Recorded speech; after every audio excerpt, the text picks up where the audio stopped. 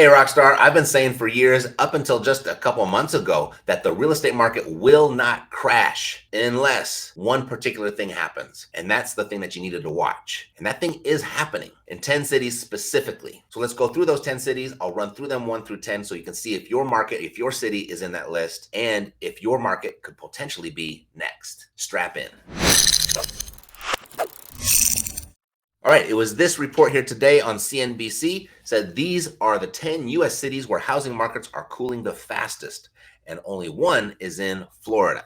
So let's take a look. So the housing market is in flux right now, which we all are pretty much aware of, thanks to high mortgage rates, inflation, and economic uncertainty. So let's take a look at the mortgage rates really quickly. The most recent historical high water mark for mortgage rates was 14 years. It was broken so many times in September that we officially declared it to be boring last Tuesday. Now, less than a week later, 14-year highs would be more exciting than boring.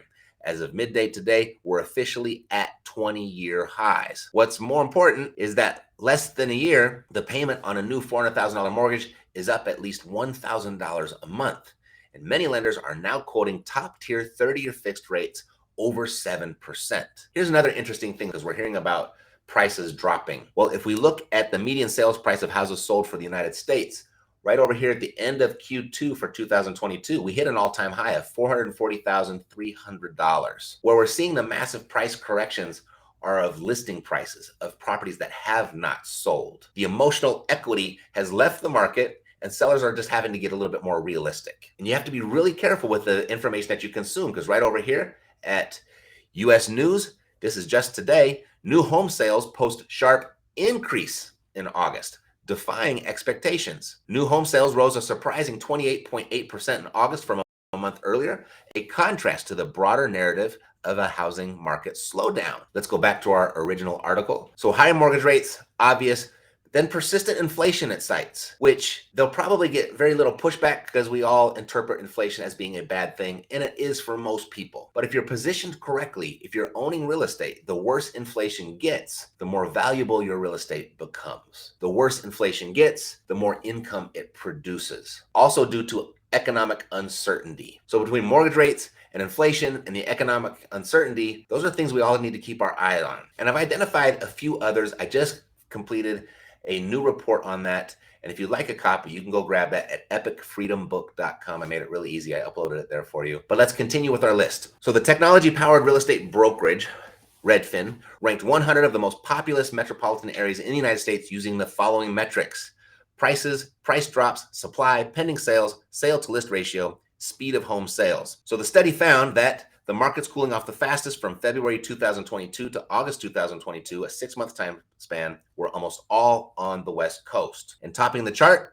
was Seattle, Washington. About 34% fewer homes sold within 2 weeks in August than a year earlier. That's significant, 34% in just 2 weeks. Home prices are also falling, with the typical property selling for 2% less in August than a month earlier. 2% in 1 month, that's pretty significant. And that is distinct. That is not nationally. The real estate market is returning to its roots. It's all about location, location, location. Not every market is going to be impacted this way. A lot of sellers aren't able to get the price they want because buyers don't want to compete with other offers when mortgage rates are double what they were a year ago. That means there are fewer sellers' homes and fewer buyers making offers on the ones that do hit the market. So the top 10 cities where housing markets are cooling the fastest, number 1 was Seattle, Washington. Number 2, Las Vegas, Nevada, my new hometown, where home prices in the city were down 3% in August from the month before, and about 26% fewer homes sold within 2 weeks than a year earlier. Coming in third, San Jose, California, where according to Redfin's report, the housing market has likely cooled off because the Fed's rate hikes and rising mortgage rates have made it more difficult to afford a home there. And then number 4, San Diego, California. Number 5, Sacramento, California, tied with Denver. Number 7 was Phoenix, Arizona. Number 8, Oakland, California. Number 9, Northport, Florida. And number 10, Tacoma, Washington. The good news is the slowdown, it's dampening competition and giving those who can still afford to buy more It's giving them negotiating power. So as I've been saying, the mortgage rates, that's the one factor that could bring the whole thing crashing down. Is it going to bring it crashing down? I don't know. I still don't think there's going to be a crash, but it's certainly causing the slowdown, and it's impacting those markets in that list more than the rest of the country. But could the rest of the country be following? I still think, though, for over the next 10 years, real estate is the greatest investment opportunity that you have, it just based on the concept of supply and demand. We've got more people than we've got houses, and we're not building the houses fast enough. And the people, they're starting to age into home buying age. We're going to see over the next 5-6 years more demand for housing than we've ever seen before. And that right there cannot be manipulated unless people start living outside, unless families start moving in together, which could potentially be an option. But based on our culture, I don't really see it moving that way. We need more houses. We need more housing solutions, and they will likely come. What they're going to be, I'm not sure yet, but whatever they are, people are going to pay for it, whether they buy those dwellings or they rent those dwellings. People will pay for shelter, they will pay for security. And when you can align your investments with your human beings' essential needs like shelter, like security, that's a recipe for getting wealthy, particularly when we're going to see more demand for that than this country has ever seen before. Now, sure, it might be bumpy along the way.